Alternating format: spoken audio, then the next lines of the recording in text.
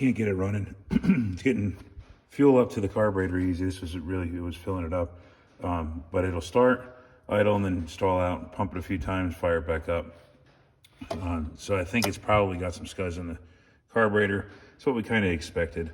It was okay. With the top of the carburetor off, you can see there's some staining and stuff. Not as much scuzz as I thought there was going to be, but look at the buildup of stuff around this little wire. That stuff right there, see it? That stuff will clog up your ports real quick on a carburetor. So that's the deposit from the old gasoline. So we're going to take this apart. Water rebuild kit. Clean every orifice we can. The floats don't seem to be full of any gas, so that's a good sign.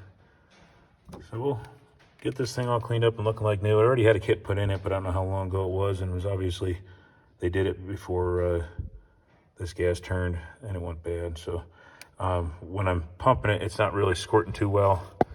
You can see down in here is where the squirters are on this carburetor. You can see them in there. So those aren't spraying real well, so they're probably clogged up.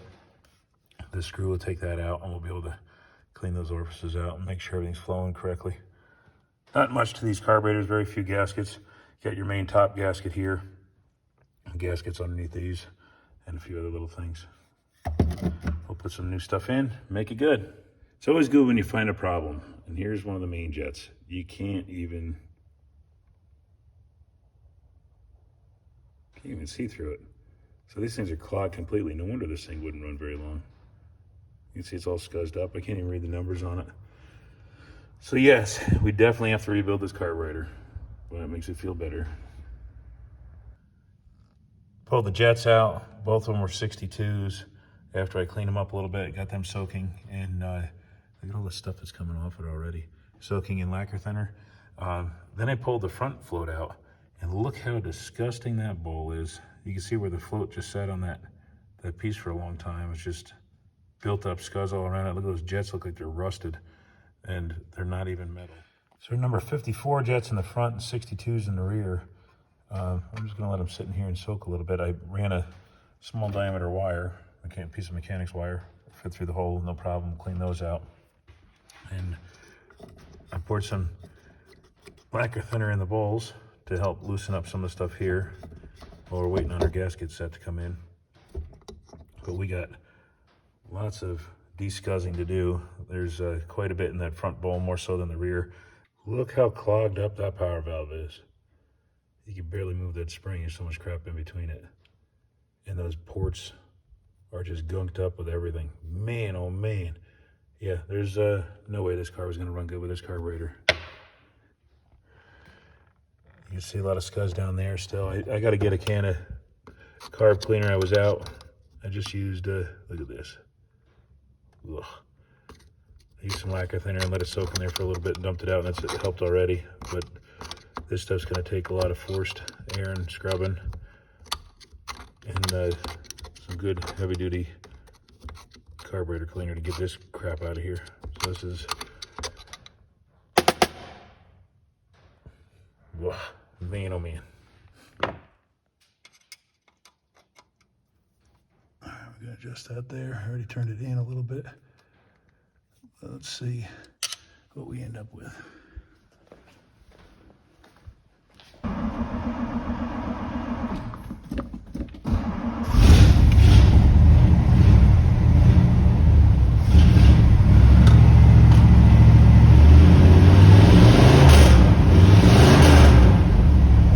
Ourselves a car, guys.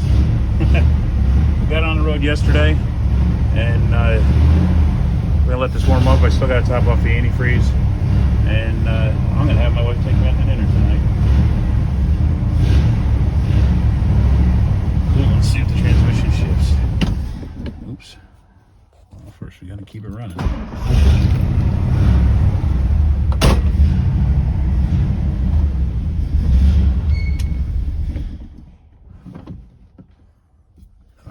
Try that again.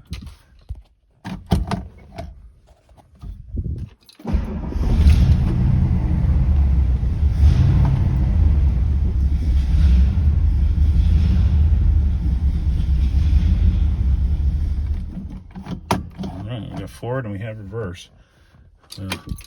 Next we'll have to take this for a test drive. So I can't do that while holding the camera, and I gotta check a few other things, so we'll be back. All right, well, now we're starting to get warmed up. I think I got still got some air in the brakes. I think I got to bleed out, but seems to be running pretty decent. Let's bring it to the back. It was rich. I adjusted the air bleeds. Got it to run a little smoother.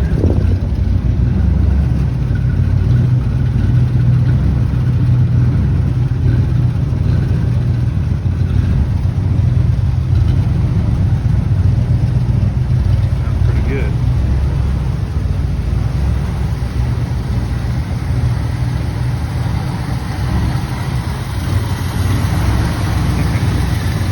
Now I got to top off the fluid.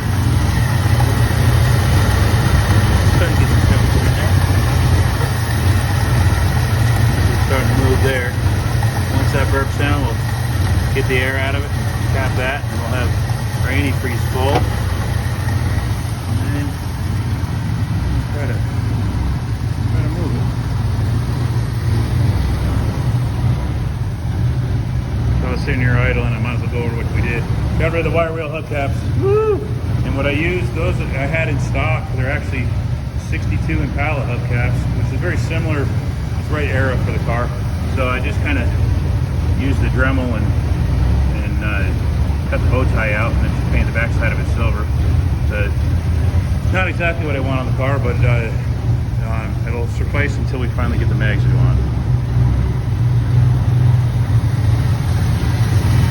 Okay, we're gonna take it for a ride. The brakes are really low. It feels like it doesn't pump up, so it makes me think that it's not air in the lines, but it's just really low, so maybe that I have to adjust the rod on it. It does stop though. Let's see, we're just going to take it around the block. I'm going to try stopping here. Barely. So I wouldn't want to take it on the highway yet.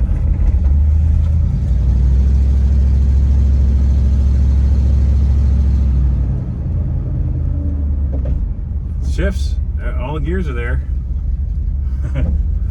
Works good. Feels pretty smooth. I mean, I didn't really go very far with it, but it works. I wonder if the horn works. Horn works.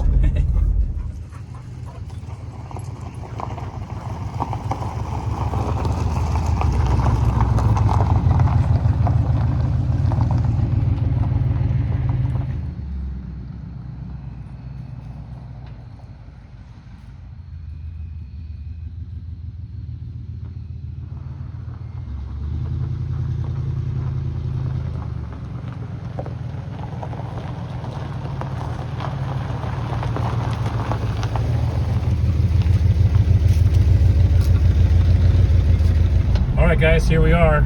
We adjusted the brakes up. I adjusted them last night. The rear drums were just way out of adjustment. Front drum, the adjuster's kind of seized or not wanting to adjust, so I'll probably have to pull that off if it pulls, but it seems like it's alright right now. But we're only doing 30. The car's not warmed up quite yet, but it's getting up to temperature good. Sounds like I got a slight exhaust leak on the right, but this thing goes down the road nice. We're cruising 35, 40 on our back roads here. Brakes seem to be good, or decent anyway. And like anything with drum brakes, you got to do kind of like a planned panic stop, I guess.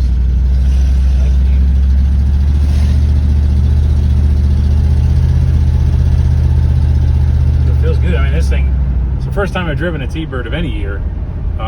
Typical of any 60s luxury car, the steering feel is like completely simple. I mean, we can do like the one finger steer job with no trouble at all. So it's that luxury kind of disconnected feeling from the road, but it works, and so far so good. So we're gonna go out. Me and Liberty and Sage are piled in the car right now. We're gonna go up and gas this thing up and see if my gas gauge actually does work.